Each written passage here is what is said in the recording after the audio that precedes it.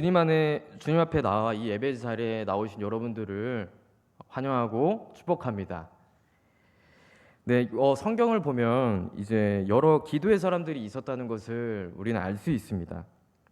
기도의 사람들이 하나님의 능력을 경험했고 또 하나님의 기적과 또 역사를 체험했다는 것을 우리는 깨닫게 됩니다. 오늘은 기도의 왕 히스기야라는 제목으로 이 히스기야를 함께 살펴보면서 말씀을 나눠보고자 합니다. 여러분, 이 히스기야 하면 어떤 게 떠오르시나요? 네, 성군, 선한 왕, 겸손한 태도로 하나님께 기도로 나아간 이 경건의 사람이었다라는 게 그려지실 겁니다. 이 히스기야는 남유다의 13대 왕으로 다윗의 후손답게 이 나라와 민족을 하나님의 질서 안에서 잘 다스렸던 사람이었습니다. 또한 그는 장군으로서 또 종교개혁자로서 이 재능과 힘과 지혜와 경건을 골고루 갖췄던 사람이기도 하였죠. 무엇보다 놀라운 것은요, 이 히스기야가 어떤 환경 속에서도 그 신앙을 잃지 않으려 했다는 것입니다. 하나님을 예배하는 마음으로 항상 살았던 신앙인이었습니다. 그가 어떻게 이 경건성과 또 하나님을 향한 그 열심과 믿음을 가지고 하나님과 친숙하게 지낼 수가 있었을까요? 네, 먼저 그가 성장한 이 가정의 분위기를 살펴볼 필요가 있습니다. 열왕기하 18장 3절의 말씀입니다. 이 말씀을 제가 읽겠습니다. 히스기야가 그의 조상 다윗의 모든 행위와 같이 여호와께서 보시기에 정직하게 행하여. 아멘. 이 히스기야의 이 증조 할아버지인 우시야, 할아버지인 요담, 아버지 아하스는 남유다의 왕들이었습니다. 하지만 이 히스기야의 조상들, 서왕들이 다스렸던 이 때는요, 이 세속성과 또 철저한 배교가 가득했고 또 세상과 하나님을 겸해 섬기려는 이 두 가지 마음이 잘 나타났던 것이 시대적 특징이었습니다. 하나님을 예배하면서도 우상에 눈을 돌리고 또 절기도 제대로 지키지 않았던 것도 특징이었습니다. 또 그리고 조금 전 봉독한 말씀에 나왔듯이 이 히스기야는 그의 조상 다윗처럼 이 하나님 앞에서 정직하게 행동했습니다. 그리고 하나님을 경외하는 마음을 가졌던 왕이었습니다. 또 그가 하나님과 또 친숙하게 지낼 수 있었던 이유 중에 하나가 이 믿음의 친구로서 또 상담자로서 삼을 수 있었던 이 선지자 이사야가 있었기 때문이었습니다. 이 히스기야가 왕에 올라 통치했었던 당시의 시기는요, 격변의 시대였습니다. 이 세상이 빠르게 변해가는 그 시대였죠. 왜냐하면 이 당시에 강대국이라고 있었던 이 패권국인 아수르가 같은 민족이었던 이 이웃나라인 북이스라엘을 멸망시켰기 때문이었습니다. 또 북이스라엘 사람들을 포로로 잡아가서 또 자신들의 영토에 강제로 살게 하였고 또 게다가 옆 나라인 아람도 멸망시켰고 이제는 남유다까지 넘보려 하였습니다. 그래서 이 아수르의 왕 사네립이 유다의 대부분의 성읍들을 점령하고 이 수도인 예루살렘 성읍까지 쳐들어온 것입니다. 아수르가 남유다를 위협하게 된 것이죠. 이 아수르의 위협 앞에서 살아남기에 처음엔 히스기야도 이 인간적인 방법, 인간적인 수단을 사용합니다. 사신을 보내서 달래기도 하고 또 성전문의 금과 왕궁 기둥의 입힌금을 벗겨서 조공을 바치기도 하였습니다. 그렇게 위기를 모면하려 했죠. 그런데도 하지만 이 아수르의 위협은 여전히 계속되었습니다. 자신들의 군사력을 내세우면서 이미 예루살렘은 포위가 됐으니 항복하라고 한 것이었죠. 아수르의 사신으로 온 랍사게가 자신들에게 멸망당한 여러 민족들도 각자의 신들이 있었지만 아수르 왕의 손에서 건진 자가 있냐면서 또 건져낸 준 신이 있냐면서 이 하나님을 모독하며 히스기야와 유대인들을 비웃기까지 했습니다. 하지만 이 예루살렘에 살고 있던 백성들은 이 랍사게의 말에 흔들리지 않고 아무런 반응도 하지 않았습니다. 아무 대답도 하지 않았죠. 왜냐하면 히스기야가 아무 대답도 하지 말라고 그렇게 명령했기 때문이었습니다. 그리고 이 랍사게의 말을 전해 들은 히스기야는 자신이 입었던 옷을 찢고 굵은 베옷을 입으며 하나님의 전으로 나아갑니다.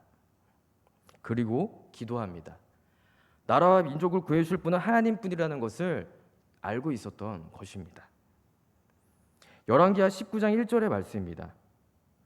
히스기야 왕이 듣고 그 옷을 찢고 굵은 배를 두르고 여호와의 전에 들어가서. 여러분, 히스기야가 어떤 왕이었는지 알 수 있습니까? 네, 먼저 하나님을 향하여 기도로 나아간 왕이었습니다. 히스기야뿐만 아니라 그의 신하들과 백성들 모두가 하나님 앞으로 나아갔습니다. 그러자 하나님의 역사가 시작됩니다. 이사야 선지자를 통해서 하나님께서 말씀으로 알려주신 것입니다. 응답해 주신 것이었죠. 아수르 왕과 군사들을 전혀 두려워할 필요가 없다고 확신을 주셨습니다. 하나님께서 그 기도를 들으시고 큰 구원을 이루신다는 것이었습니다. 결국 이 하나님의 말씀대로 이 아수르의 대군이었던 18만 5천 명이 하루아침에 하나님의 사자로부터 침을 받아서 죽게 되고 아수르의 왕 사네립은 그렇게 쓸쓸히 돌아가게 됩니다. 그리고 니느웨 성읍에서 자신이 신으로 섬기던 그 니스록 신전 앞에서 그의 아들들에게 그만 살해를 당해 죽게 됩니다. 하나님의 말씀이 하나도 떨어지지 않고 완전히 실현되는 순간이었습니다. 그런데 이렇게 위기가 끝나 평안해지나가 싶더니 또 다른 시련이 히스기야에게 닥쳐오게 됩니다. 바로 중병에 들어 죽게 된 것입니다. 오늘 우리가 함께 봉독했던 이 열왕기하 20장의 내용이 바로 그 내용이죠. 이사야를 통해서 집을 정리하라고 또 더 이상 살지 못하게 될 것이라는 말을 히스기야가 듣게 됩니다. 하나님께서는 그의 친절한 버시자 지혜로운 상담자인 선지자 이사야를 보내셔서 그의 죽음이 가까워졌다는 사실과 또 그의 임종을 대비해 모든 일들을 정리하라고 하셨습니다. 이사야 38장 1절의 말씀을 읽도록 하겠습니다. 그때 히스기야가 병들어 죽게 되니 아모스의 아들 선지자 이사야가 나아가 그에게 이르되 여호와께서 이같이 말씀하시기를 너는 내 집에 유언하라 내가 죽고 살지 못하리라 하셨나이다 하니. 아멘. 여러분들이 한번 큰 불치병에 걸렸다고 생각해 보십시오. 시한부처럼 생명이 얼마나 남지 않았다는 말을 들으면 정말 그 마음은 참담하고 비통하지 않겠습니까?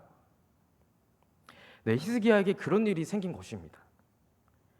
하나님의 뜻이 무엇인지 왜 죽으리라고 예고를 하셨는지를 알 수 없고 이해할 수 없는 상황이었습니다.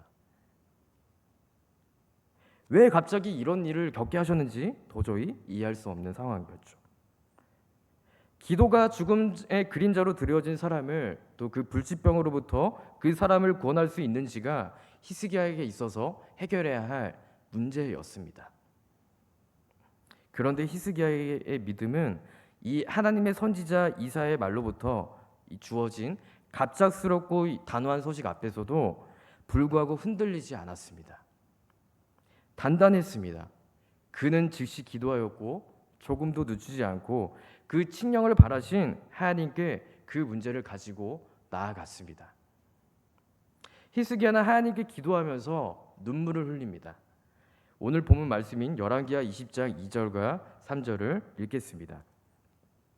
히스기야가 낯을 벽으로 향하고 여호와께 기도하여 이르되 여호와여 구하오니 내가 진실로 전심으로 주 앞에 행하며 주께서 보시기에 선하게 행한 것을 기억하옵소서 하고 히스기야가 심히 통곡하더라. 아멘. 히스기야는 하나님께 치료를 구했습니다. 그리고 기도를 그칠 수가 없었습니다. 하나님을 향한 진실한 마음과 간절함을 가지고 나아갔습니다. 하나님이 아니면 그 어떠한 것도 할 수 없으며 하나님이 없으면 자신은 아무것도 아닌 존재라는 것을 잘 알고 있었습니다. 다윗과 비슷하죠. 다윗도 시편 26편 1절에서 내가 나의 완전함에 행하였사오며 라고 기도를 했습니다. 히스기야 역시 진실과 전심으로 하나님 앞에 행동했습니다. 네, 다윗의 후손답습니다. 둘째로 히스기야는 기도의 능력과 특성을 잘 알고 있는 왕이었습니다. 히스기야가 우상을 회파하고 종교개혁을 한 것은 기도로부터 비롯되었습니다. 적들이 쳐들어왔을 때에도 심지어 하나님과 자신을 모욕하며 비웃었던 이 아수르 왕과 사신 앞에서도 그는 기도를 주된 무기로 삼았습니다. 하나님께서 아수르 군인들을 치셔서 죽게 하셨던 그 기도의 능력을 경험했던 히스기야는 또 자신이 중병에 걸리게 되었을 때도 기도를 내려놓지 않았습니다. 진실된 마음으로 끈질기게 간절히 하나님께 기도했습니다. 한편 이사야는 이 자신이 하나님으로부터 전에 받았던 말씀을 전하고 마침 집으로 돌아가려던 참이었습니다. 그때 하나님의 일하심이 시작되었습니다. 이 히스기야의 간절한 기도가 하나님을 움직였고 하나님의 칙령을 변경시켰으며 히스기야에 관한 하나님의 목적을 본복시키기에 이르렀습니다. 그래서 하나님께서 이사야를 통해 희망과 용기의 메시지를 전하십니다. 오늘 본문인 5절과 6절의 말씀입니다. 이 말씀을 함께 읽겠습니다. 너는 돌아가서 내 백성의 주권자 히스기야에게 이르기를 왕의 조상 다윗의 하나님 여호와의 말씀이 내가 내 기도를 들었고 내 눈물을 보았노라. 내가 너를 낫게 하리니 내가 3일 만에 여호와의 성전에 올라가겠고 내가 내 날에 15년을 더할 것이며 내가 너와 이 성을 아수르 왕의 손에서 구원하고 내가 나를 위하고 또 내 종 다윗을 위함으로 이 성을 보호하리라 하셨다라 하셨더라. 아멘. 하나님께서는 종종 마음을 바꾸십니다. 하나님께서는 그러실 권한을 충분히 갖고 계십니다. 히스기야는 남유다의 왕이면서도 동시에 하나님의 충실한 종이었습니다. 하나님을 위해 많은 일을 했습니다. 우상들을 제거하고 온 백성이 하나님을 경외하도록 하였습니다. 또 진리와 선한 길로 백성들을 이끌고 통치했으며 그 자신도 그렇게 살았습니다. 그런 히스기야의 생명을 걷어가시려는 하나님의 계획이 실현되려는 단계에서 마침 히스기야의 기도와 눈물에 의해 가로막혔던 것입니다. 하나님의 마음을 바꾸게 만든 것입니다. 그래서 하나님께서는 히스기야의 기도를 들었고 눈물을 보았다고 말씀하셨습니다. 히스기야의 병을 낫게 해주시고 그의 생명을 15년이나 연장시켜 주셨습니다. 그렇습니다. 기도와 눈물은 하나님에게 있어서 값진 것이고 가장 강력한 무기입니다. 질병이나 고통이 또 문제나 위기의 상황이 기도 앞에서 힘을 쓰지 못하게 되며 관광과 해결이 기도 응답으로 온다는 것을 우리는 깨닫게 됩니다. 히스기야가 자신만의 생명만을 위해 기도했는데 하나님께서는 그에게 생명뿐만이 아니라 그의 적들에게서 그를 보호하셨고 그에게 안정을 주시겠다고 약속해 주셨습니다. 나라의 장래까지도 책임져 주시겠다고 말씀해 주신 것이죠. 오늘 본문 8절부터 11절에 나와 있는 것처럼 히스기야가 무슨 징표가 있는지 이사야에게 물었을 때 아하스가 이 아하스의 해시계에 있던 이사야가 아하스의 해시계에 있던 해 그림자를 10도 뒤로 물러가게 해 주실 것이라고 대답을 했습니다. 그 말대로 실제로 히스기야의 수명이 15년이나 연장되었고 그가 살아있는 동안 남유다는 안정과 평안 가운데 잘 지내게 되었습니다. 히스기야는 이 모든 일을 겪고 나서 이 기도응답에 대한 감사를 하나님께 드렸습니다. 아름다운 향기가 가득하며 하프의 음률이 가득했던 그런 감사였습니다. 셋째로 히스기야는 하나님을 찬양했습니다. 히스기야에게 있어서 삶은 아름다운 것이었습니다.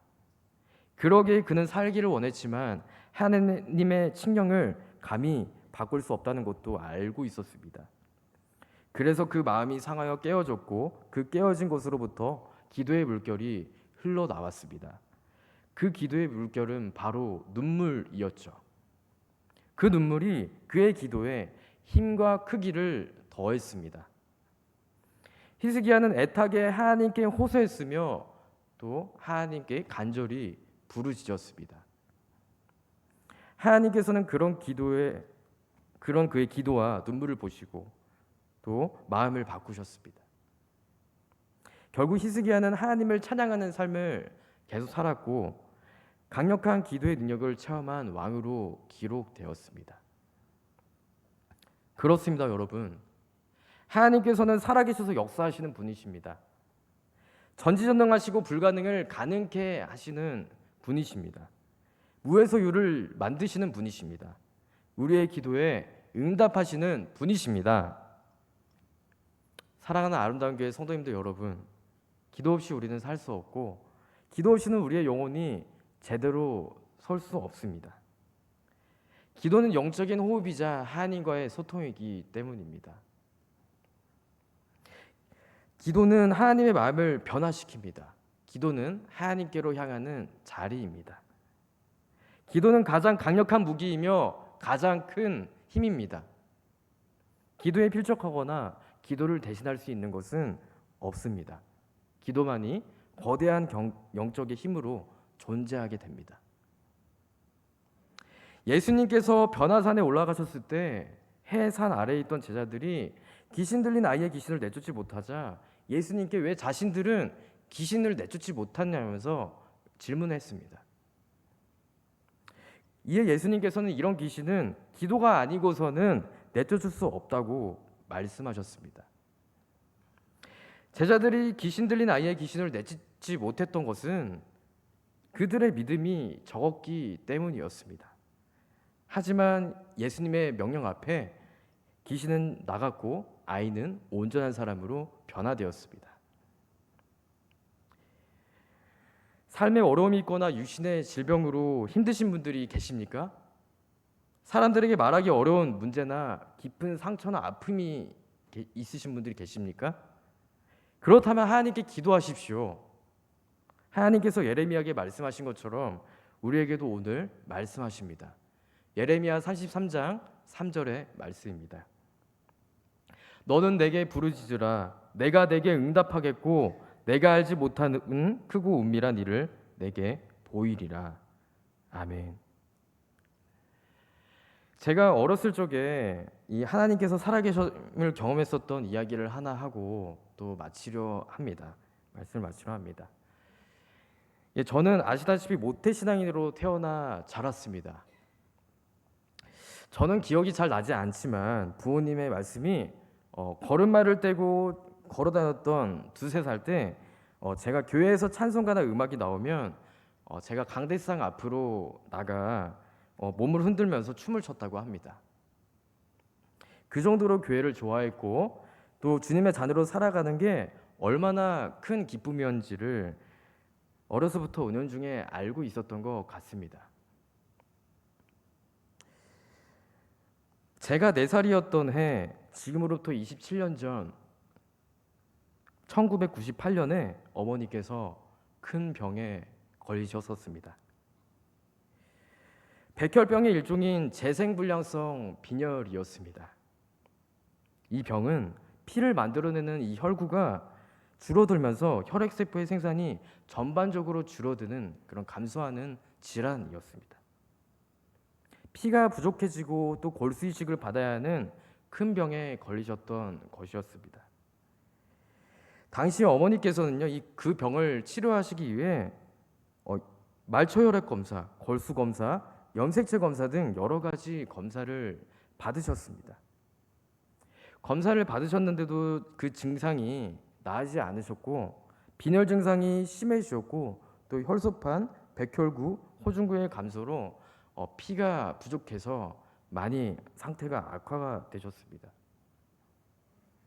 그리고 마침 골수이식을 받으셔야 하는 상황이었는데 형제분들인 이 외삼촌들과의 골수도 맞지가 않아서 치료가 어려운 상황이었습니다. 그래서 병원의 무균실에 들어가시게 되었고 저와 동생과 아버지는 이 어머니와 떨어져서 헤어져서 생활을 했어야 했습니다. 당시 저는 4살, 동생은 3살이었습니다. 아버지께서는 저와 동생을 큰 고모에게 맡기셨다가 또 외할머니, 외할아버지에게 맡겨 놓으셨습니다. 당시 어머니의 주치의였던 이 담당 의사 선생님은 어머니의 병을 더 이상 고칠 수가 없으니 마음의 준비를 하라고, 장례치를 준비를 하라고 말씀하셨습니다.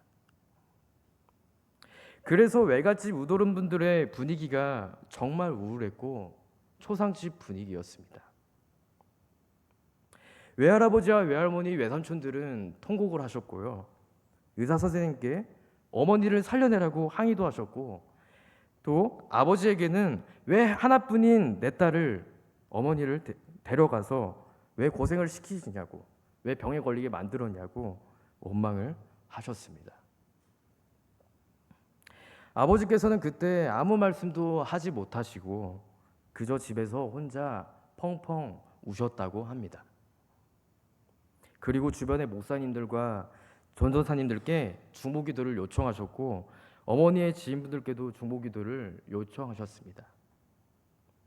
저는 그때 고작 4살에 불과한 어린아이였지만 저도 그 상황을 알고 있었는지 눈치를 챘는지 그만 실어증에 걸렸습니다.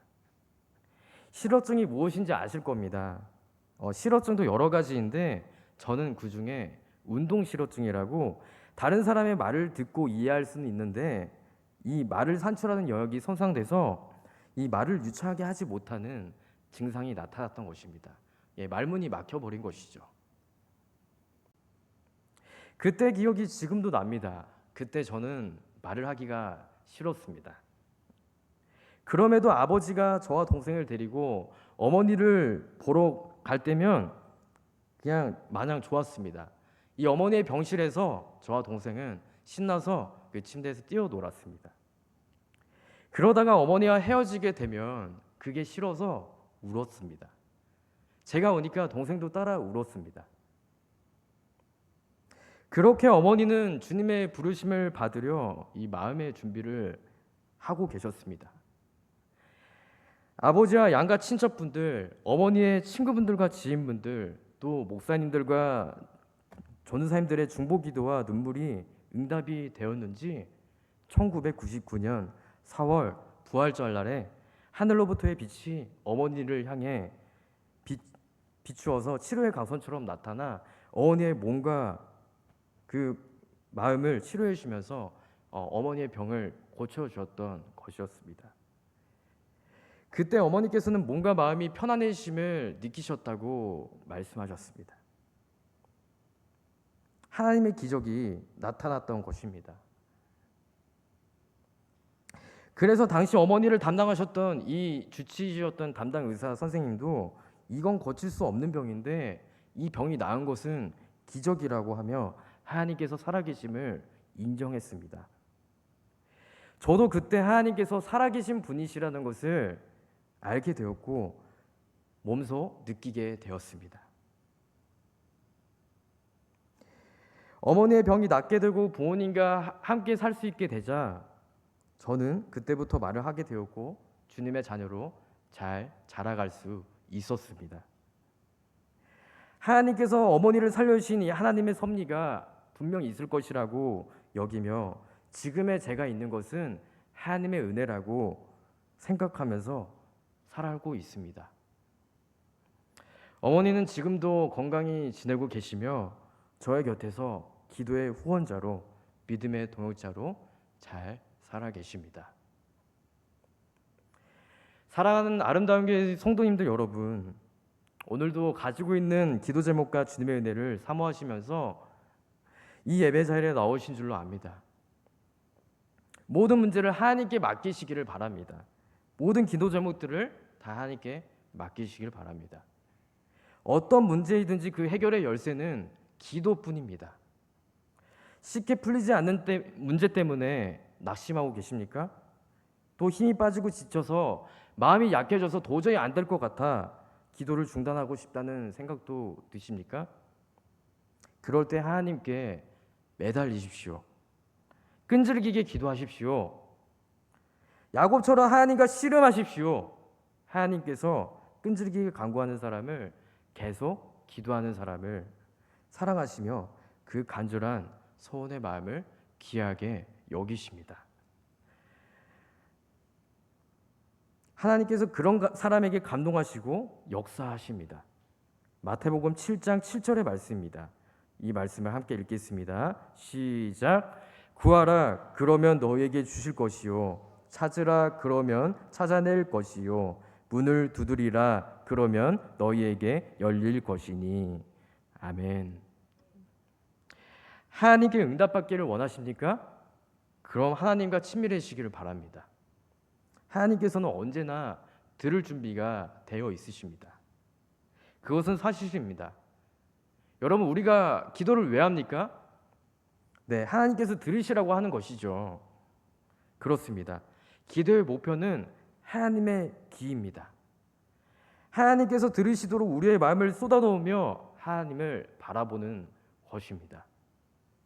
그리고 주님께서 우리에게 말씀하시도록 하는 것이 기도입니다. 기도하는 사람들은 하나님의 뜻을 깨닫게 되고 하나님의 역사를 경험하게 됩니다. 그리고 어떤 상황에 있든지 어떤 문제에 있든지 절대로 흔들리거나 무너지지 않습니다. 문제 해결이 되었고 상황이 좋아졌다고 해서 기도를 중단하는 것이 아니라 늘 기도의 능력을 경험하시고 하나님과 동행하시는 아름다운 교회 모든 성도님들이 되시기를 소망합니다. 그래서 하나님의 기적과 하나님의 역사를 체험하는 저와 여러분들이 다 되시기를 주님의 이름으로 축원드립니다. 아멘. 기도하시겠습니다.